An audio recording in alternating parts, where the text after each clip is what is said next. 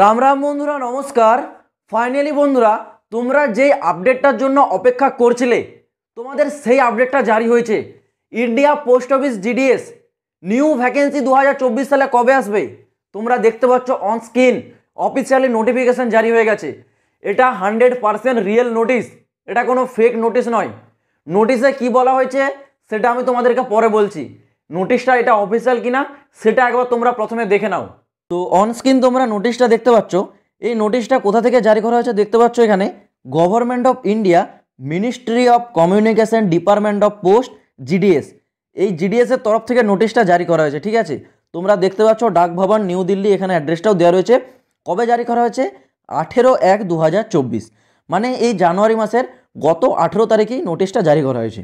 এখানে নোটিশে তোমাদের সাবজেক্টটা কি বলা রয়েছে, এই জায়গাটা তোমরা দেখতে পাচ্ছ। সাবজেক্টে বলা রয়েছে GDS online engagement process schedule 1 of the year 2024 feedback.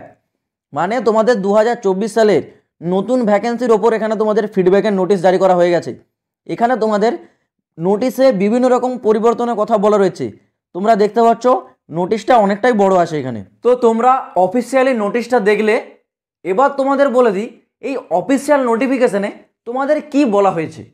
এই অফিসিয়াল নোটিশে তোমাদের বিভিন্ন রকম আপডেট আছে, আর প্রতিটা আপডেটই তোমাদের সবার জন্য ভালো আপডেট, সবার জন্য একটা বড় গুড নিউজ। এই আপডেটগুলো, আপডেট যেহেতু অনেকগুলোই আছে, আমি যদি প্রতিটা আপডেট নিয়ে যদি আলোচনা করি এই ভিডিওটা অনেক বড় হয়ে যাবে। ঠিক আছে, তো তোমরা নোটিশটা ডাউনলোড করে প্রতিটা আপডেট দেখে নেবে। আমি তোমাদেরকে এখানে শুধু যে ইম্পর্টেন্ট আপডেট, যেগুলো তোমাদেরকে জানা গুরুত্বপূর্ণ বিষয়, সেই আপডেটগুলোই বলে দিচ্ছি। বাকি আপডেটটা তোমরা নোটিশটা ডাউনলোড করে দেখে নেবে। নোটিশটা কোথায় পাবে, কোথা থেকে ডাউনলোড করবে, সেটাও আমি তোমাদেরকে বলে দেবো। তোমরা শুধু একটু ভিডিওটা মন দিয়ে দেখো কি বলা হয়েছে এখানে। প্রথমে সব থেকে যে বড় আপডেট, তোমাদের ইন্ডিয়া পোস্ট অফিস জিডিএসে প্রতি বছর দুবার করে ভ্যাকেন্সি জারি হয়, শিডিউল 1 এবং শিডিউল 2। কিন্তু 2023 সালে 3বার জারি হয়েছিল, কারণ মাঝে স্পেশাল ড্রাইভ নামে একটি ভ্যাকেন্সি আসছিল। তো এই 3টে ভ্যাকেন্সি টোটাল যদি করো তাহলে শিডিউল 1-এ তোমাদের 40,000-এর মতো ভ্যাকেন্সি জারি হয়েছিল। মাঝখানে তোমাদের স্পেশাল ড্রাইভে 12,000 প্লাস ভ্যাকেন্সি ছিল, এবং শিডিউল 2-তে 30,041। মানে এই 3টে ভ্যাকেন্সি মিলে টোটাল 2023 সালে তোমাদের 85,000-এর মতো কিন্তু ভ্যাকেন্সি জারি করেছিল ইন্ডিয়া পোস্ট অফিস জিডিএস। কিন্তু আমি তোমাদেরকে আগের বছর থেকেই, মানে প্রায় 2023-এর ডিসেম্বর থেকে একটা আপডেট দিয়ে আসছিলাম যে তোমাদের 2024 সালে যে নতুন ভ্যাকেন্সি, সেইখানে তোমাদের একটা বড় পরিবর্তন হতে পারে। হয়তো তোমাদের এইবার থেকে বছরে একবারই ভ্যাকেন্সি জারি হতে পারে, মানে টোটাল যতগুলো ভ্যাকেন্সি সবকে কম্বাইন করে একবার জারি হতে পারে। আবার এটাও হতে পারে যে এমন তোমাদের দুবার জারি হচ্ছে, সেটাও হতে পারে। ঠিক আছে, তো সেটাই তোমাদের বলা হচ্ছে। এইবার হতেও পারে এইরকম যে তোমাদের বছরে একবার ভ্যাকেন্সি জারি হবে, টোটাল যতগুলো ভ্যাকেন্সি আছে সব ভ্যাকেন্সিকে কম্বাইন করে একবার জারি হবে, এবং সারা বছর তার লিস্ট বেরোতে থাকবে। ঠিক আছে, এরকম তোমাদের একটা ফিডব্যাক চাওয়া হচ্ছে। এটাতে তোমাদের কি মত, বছরে একবার ভ্যাকেন্সি জারি হবে না দুবার জারি হবে, সেই সম্বন্ধে জানতে চাওয়া হচ্ছে। তো তোমাদের কি মত সেটা তোমরা অবশ্যই কমেন্টে একবার জানাবে। ঠিক আছে, তারপর দ্বিতীয় যে আপডেট, তোমাদের আপলোড, মানে তোমরা যখন ফর্মটা অ্যাপ্লাই করো, ফর্ম অ্যাপ্লাইয়ের সময় তোমাদের কেবল ফটো এবং সিগনেচার, এই দুটি জিনিস তোমাদের আপলোড করতে হতো। আর তোমাদের কোনো কিন্তু আইডি চাওয়া হতো না। আর এই আইডি চাওয়া হতো না বলেই এই জিনিসটাকে কাজে লাগিয়ে অনেকে কিন্তু ফ্রড করতো, অনেকে ফেক ক্যান্ডিডেট অ্যাপ্লাই করতো। ঠিক আছে, তোমরা যেটা জানো বারবার, অনেকেই জানো। ঠিক আছে, কিন্তু এইবার থেকে সেই জিনিসটা হবে না, কারণ এইবার থেকে তোমাদের আইডি আপলোড করতে বলা হবে। আইডির অর্থ হলো এটাই তোমাদের আইডি প্রুফ, যেমন Aadhaar card, voter card, PAN card, ration card, বা তোমাদের যেগুলো আইডি প্রুফ থাকে না, সেখান থেকে কোনো একটা কার্ড তোমাদেরকে আপলোড করতে বলা হতে পারে। এইবারে এই নতুন আপডেটটা তোমাদের আসবে। ঠিক আছে, তারপরে দ্বিতীয়ত ডকুমেন্টস ভেরিফিকেশন, যেটা নিয়ে ম্যাক্সিমাম ক্যান্ডিডেটের প্রশ্ন থাকে। ম্যাক্সিমাম ক্যান্ডিডেট যখন লিস্টের নাম জারি হয়ে যায়, তারা যখন সিলেকশন পেয়ে যায় মেরিট লিস্টে, তাদের ডকুমেন্টস ভেরিফিকেশনে যখন যায় তাদেরকে কিন্তু একটু আধটু ডকুমেন্টসের ভুল থাকার কারণে, ডকুমেন্টস না থাকার কারণে তাদেরকে রিজেক্ট করে দেওয়া হয়। এইটার মুখে অনেক ক্যান্ডিডেটই পড়েছো। তোমাদের মানে তোমরা যখন ডকুমেন্টস ভেরিফিকেশন করাতে গিয়েছো, তোমাদের ধরো সেন্ট্রালের কাস্ট সার্টিফিকেটটা নেই, তার জন্য তোমাদেরকে কোনো টাইম দেওয়া হতো না। কিন্তু এইবার থেকে তোমাদের সেখানে কিন্তু টাইম দেওয়া হবে, মানে 2 থেকে 1 সপ্তাহ তোমাদের টাইম দেওয়া হবে।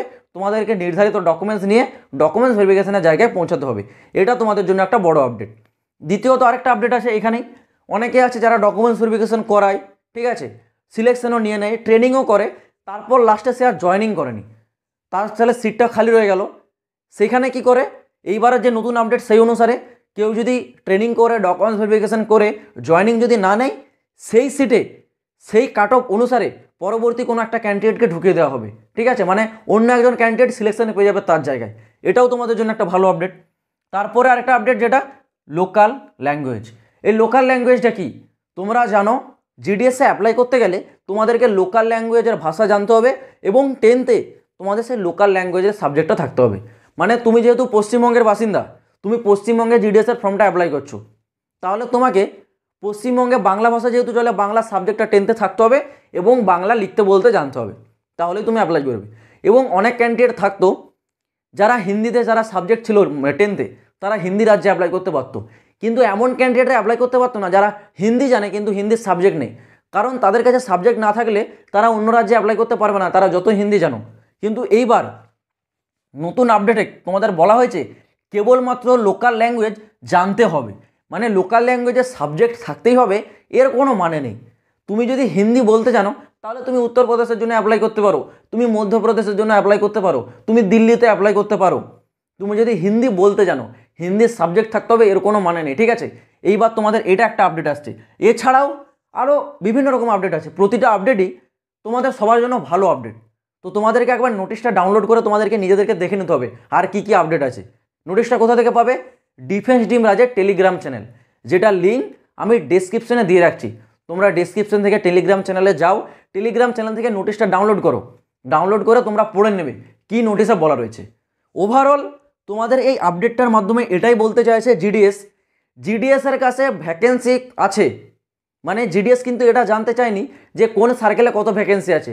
নোটিশের মাধ্যমে এটাই জানতে চেয়েছে যে তোমাদের নতুন ভ্যাকেন্সি 2024-এ কী পরিবর্তন করলে ভালো হবে। তার মানে বাংলা ভাষায় আমরা এটাই বুঝতে পারছি যে জিডিএসের কাছে ভ্যাকেন্সি আছে, জিডিএস শুধু পরিবর্তন চাইছে, পরিবর্তনটা জানতে চাইছে, যেগুলোর জন্য জিডিএসটা আরও উন্নতি করতে পারবে। ঠিক আছে, সেই পরিবর্তনগুলো করলে ক্যান্ডিডেটের জন্য ভালো হবে। তো সেই পরিবর্তনটা করতেই চাইছে জিডিএস, এবং জিডিএসের যে ভ্যাকেন্সি খুব শীঘ্রই জারি হতে চলেছে। তোমাদের সবার জন্য বড় সুখবর, জানুয়ারি ফেব্রুয়ারি মাসের মধ্যে জিডিএসের নতুন ভ্যাকেন্সি পেয়ে যাবে এবং তোমাদের ফর্ম অ্যাপ্লাই শুরু হয়ে যাবে।